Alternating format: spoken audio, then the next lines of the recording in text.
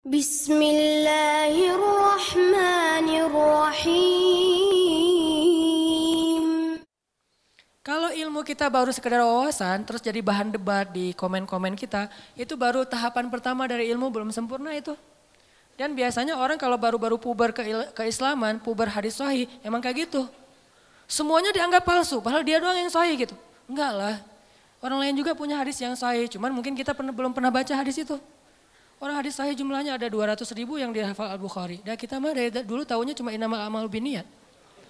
Gimana kita bilang, oh enggak ada itu. Jangan bilang enggak ada, saya enggak tahu itu. Bisa aja ada, sayanya enggak tahu kan. Makanya kalau ada yang nanya ke saya, Ustadz ini ada hadisnya enggak? Enggak tahu. Saya enggak akan bilang, enggak ada tuh, enggak berani saya. Kecuali saya udah menghafal hadis sebanyak Imam Ahmad. Berapa hafalan hadis Imam Ahmad? 1 juta. Baru boleh bilang enggak ada. Tapi Imam Ahmad juga enggak bilang enggak ada. Bilangnya saya nggak tahu, tanya aja ke yang ngamalin, dia tahu nggak hadisnya. Misalnya nih, ada yang tanya, Ustadz ada nggak sholat tasbih ke saya nih? Saya bilang nggak tahu, hadisnya, tanya deh ke Ustadz yang pernah ceramah tentang sholat tasbih. Ustadz, kan Ustadz pernah ceramah sholat tasbih, apa hadisnya? Gitu caranya. Jangan kita nggak tahu hadisnya bilang nggak ada itu hadis sholat tasbih. Tanya dulu ke orangnya, siapa tahu ada. Kalau ada, nanti katanya sahih, enggak kata Ustadz itu dhaif. Nah, ulama juga tentang hadis sahih dan dhaif berbeda pendapat. Ada ulama bilang ini dhaif, yang ini bilang sahih, kecuali hadis palsu itu nggak ada beda pendapat. Kalau dhaif mah ada beda pendapat, hasan, dhaif, sahih. Kalau mutawatir insya Allah nggak ada beda pendapat. Ini artinya emosional, malu ke Allah, nggak enak ke Allah, kayak Nabi Muhammad SAW tuh. Nggak enak sama Allah kalau nggak bangun tahajud. Sampai sholatnya getol banget, sampai apa ya, kelihatan kakinya itu udah keras gara-gara sering tahiyat. Ini beliau hitam gara-gara sering sujud. Makanya saya nutup, gak mau riak. Gak ada juga. Nah ini Nabi segitu-gitu amat tuh sholatnya. Ditanya sama istrinya. Dalam riwayat yang lain ditanya sama Abdullah bin Mas'ud. Kenapa gitu-gitu amat? Saya pengen bersyukur kepada Allah. Maksudnya gak enak sama Allah udah dikasih nikmat banyak. Masih ibadahnya biasa-biasa aja gitu. Wawasan, persepsi, emosional. Kalau kita udah sampai punya rindu ke Allah, udah kuat nih, udah level 3. Kalau baru sekedar faham Allah, level 2. Kalau cuma tahu Allah, level 1. Kalau enggak sama sekali, ini bermasalah nih. Yuk kita belajar kalau gitu. Kadang-kadang enggak level 1, dia enggak terlalu tahu tentang Allah, tapi langsung punya emosional. Ada yang kayak gitu, kayak Bilal tuh. Bilal tuh enggak ngerti ayat-ayat tentang tauhid secara detail kayak Ibnu Abbas. Tapi dia langsung yakin sama Allah, ada yang kayak gitu. Makanya tempatnya ilmu di dalam hati. Tempatnya hafalan di dalam kepala. Kata ulama, lahum qulubun la yafqahuna biha. Mereka punya hati tapi gak ngerti. Jadi teman-teman, Allah aja kangen sama kita.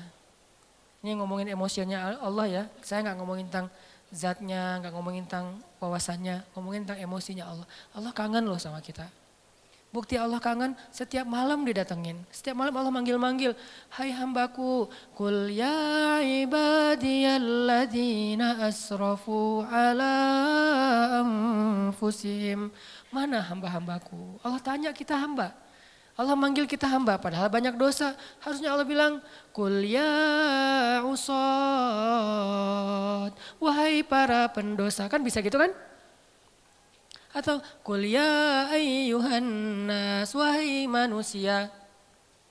Tapi Allah enggak, qul ya ibadi, wahai hamba-hambaku. Hamba-hamba itu kayak ibu manggil kita anakku gitu.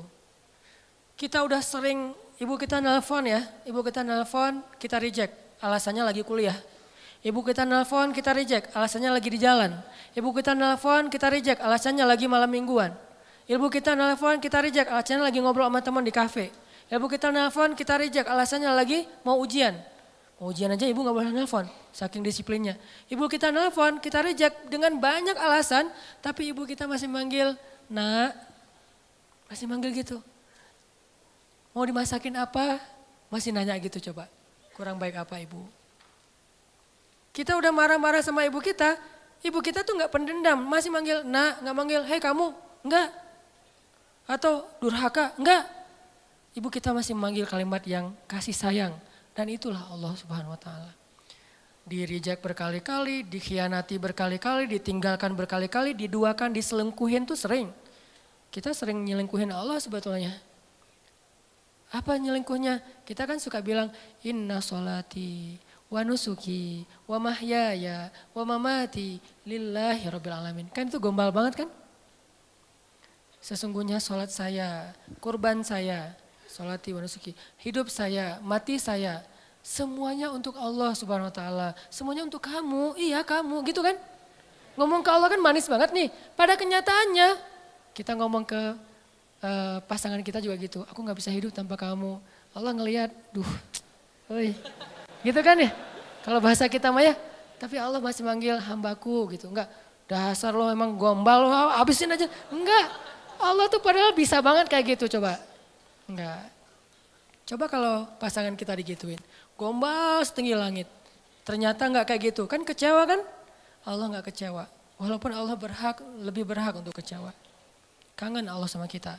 Pertanyaannya, kita kangen gak sama Allah? Habis sholat zuhur, sejam kemudian, jam berapa sekarang? Kok baru jam 2 ya? Pernah gak gitu? Kok baru jam 2 ya? Emang kenapa? Kangen asar, Pernah gak kayak gitu tuh? Kalau gak pernah, terlalu emang kita mah. Gak fair sama Allah. Kalau sama yang lain kan gitu. Sama dia coba. Baru aja semalaman nelfon dari jam 11 sampai subuh telepon. Duha telepon lagi, padahal kan udah tidur. Karena semalaman gak tidur kan ya? Yang kok gak diangkat telepon aku? Kan tidur, semalaman kamu ganggu, gak bisa tidur. Ini kita ke manusia bisa gitu banget. Pengen ketemu sering, pengen nelpon sering, pengen di Skype, pengen video call gitu teh. Kenapa? Kangen. Ke Allah gak gitu. Begitu habis sholat isya, langsung nyiapin baju di depan tempat tidur. Baju yang agak rapi, parfum, sarung, peci. Tergantung style ya. Ada yang modelnya gitu, ada yang modelnya jubah, sorban, ada yang modelnya flanel, jeans. Pokoknya terserah deh mau gaya apa aja, yang penting baju kesukaan kita nih. Kita siapin di meja di dekat tempat tidur. Apaan sih itu? Ini baju untuk nanti malam having date. Untuk dating, ke siapa? Ke Allah. Pernah gak kayak gitu? Saya juga belum. Ini lagi menasehati diri sendiri nih ya. Gak gitu-gitu amat. Kita bangun malam itu karena kaget sama suara klakson mungkin atau suara anjing di depan rumah atau suara siapa. Justru yang paling cepat bikin kita bangun tuh miss call dari dia karena ringtone-nya tuh beda. Berarti kan kita nyelingkuhin Allah kan. Kalau yang lain telepon biasanya tret, kalau dia telepon tuh lagu Korea. Kalau udah keluar suara lagu Korea langsung melek. Langsung halo, tiba-tiba lembut. Nah, biasanya ngomong sama temennya gak gitu ya. Halo. Kenapa? Gitu coba ngomongnya, giliran ke Allah enggak gitu. Kan enggak fair. Nih coba nanya ke diri kita masing-masing. Istafti qalbak, tanya hatimu kata Nabi. Nabi itu kalau ke Allah tuh udah emosional, bukan lagi wawasan. Nah kita wawasan juga mungkin belum. Apalagi emosional, rasa enggak enak, rasa kangen. Siapin baju-bajunya. Pengen apa? Nanti malam pengen ketemu Allah. Kan Allah turun, lebih dekat tuh.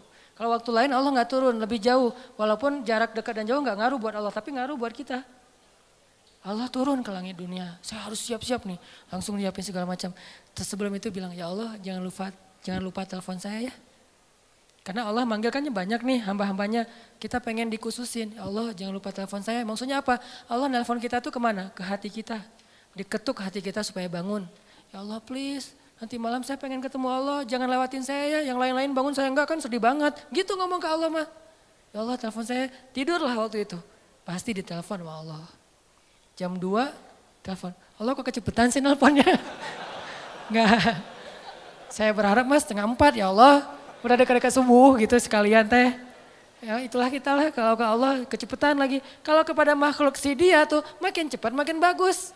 Kok kamu telat banget sih nelfon aku? Kok kamu telat banget sih buka pintu? Kok kamu telat banget sih ngangkatnya? Padahal baru ringtone yang pertama udah diangkat tapi masih bilang telat. Ke Allah kok cepat banget sih dibanguninnya Allah? Bentar lagi ya, tutup lagi, tidur. Mungkin Allah bukan gak bangunin. Sebetulnya Allah berhak untuk gak bangunin kita. Dibangunin gak mau, dia ke saya mah gak penting kata Allah teh. Bisa aja, enggak. Kenapa Allah gak membiarkan kita bangun? Allah kasihan sama kita. Oh dia capek nih, ya udah deh subuh aja dibangunin. Tapi kita udah digituin ngerasa biasa aja. Akhirnya besok udah gak merasa butuh lagi sama Allah. Digoda oleh setan, disitulah setan masuk tuh. Syukran ya Rabbi, syukran. هديت قلبي